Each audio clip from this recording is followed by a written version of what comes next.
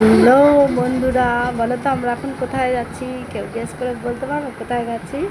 আর আমরা এখন আছি হোটেলে। এই হোটেল থেকে বেরিয়ে আমরা এবার অটোতে উঠলাম।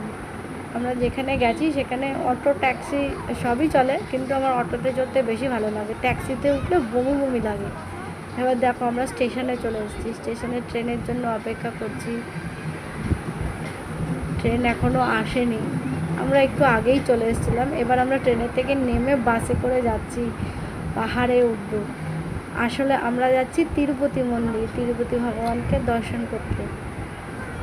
ওইখানে বাসগুলো এত তিরুপতি মন্দির, ঠাকুরের মন্দিরটা এত হাইটে, বাসগুলো যখন মোড়ের থেকে টার্ন নেয় নিচের দিকে তাকালে পরে এত ভয় লাগে, আমার তো ভীষণ ভয় লাগছিল।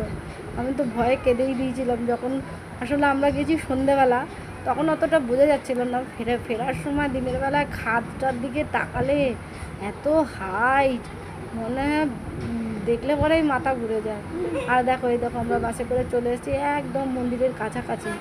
এটা এটা তিরুপতি মন্দিরের আগে, কিছুটা আগে বাসটা নামিয়ে দেয়, তারপর ওখান থেকে আবার আলাদা বাস ধরে তার একদম মন্দিরের কাছাকাছি নামিয়ে দেয়। এই দেখো আমরা একদম পৌঁছে গেছি। Tata, bye bye.